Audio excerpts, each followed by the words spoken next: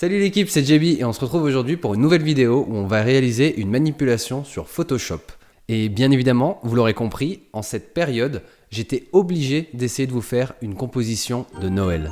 Et oui, on fait dans l'originalité ici. Alors j'avais plusieurs idées de composition qui se passaient à l'intérieur, avec évidemment des sapins de Noël, les guirlandes, les cheminées et tout ce qui est décoration de Noël. Mais comme je viens d'apprendre la technique pour pouvoir faire une scène de nuit, je vous invite à aller voir la vidéo. Et ben je me suis dit qu'il fallait capitaliser sur cette nouvelle compétence et je suis donc parti pour vous faire une scène de nuit du Père Noël qui part de chez lui pour venir nous distribuer tous nos cadeaux. D'ailleurs j'espère qu'il a bien pensé à ma PS5. On passe tout de suite sur Photoshop, let's go!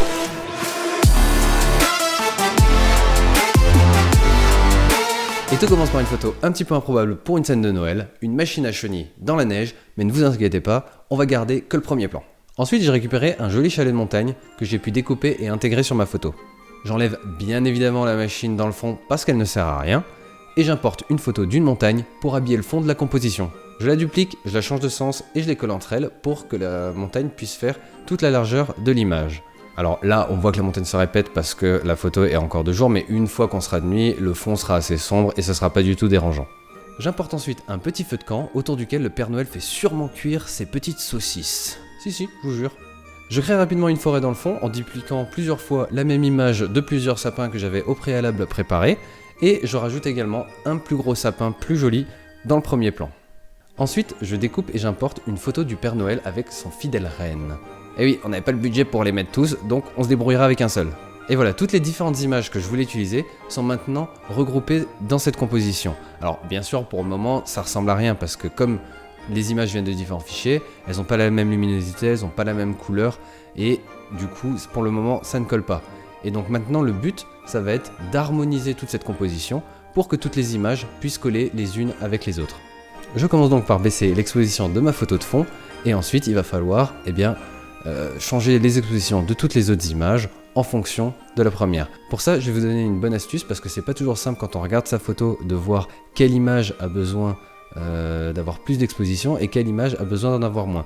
Pour ça, vous pouvez mettre un filtre noir et blanc tout en haut de vos calques pour que toute la photo soit en noir et blanc. Et là, vous verrez directement quelles zones de l'image sont le plus éclairées et quelles zones de l'image sont le moins éclairées. Le but ici, ça va être de modifier les différentes valeurs d'exposition pour que le blanc et le noir soient homogènes sur la photo.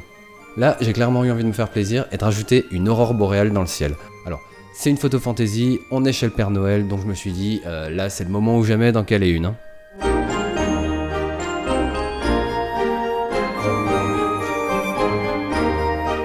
Par la suite, j'ai dû rajouter des ombrages aux différents éléments pour pouvoir mieux les incruster. Et j'ai aussi créé la réflexion de la lumière du feu sur les différents éléments, notamment sur le Père Noël et son reine et sur le sapin. Et là tout de suite, c'est le genre de détail qui donne vraiment de la gueule à la compo.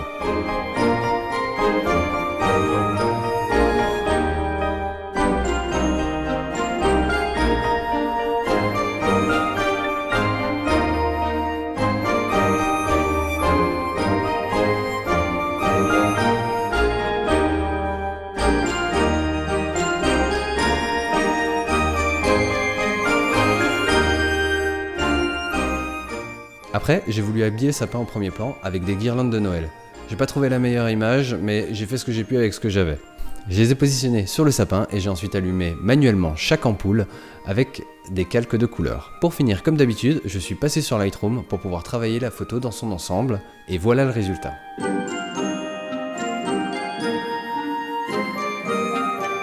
Au final, j'étais pas super satisfait des guirlandes sur le sapin, donc j'ai refait une version de la photo sans les guirlandes. Moi perso, je préfère, mais vous, dites-moi laquelle vous préférez en commentaire.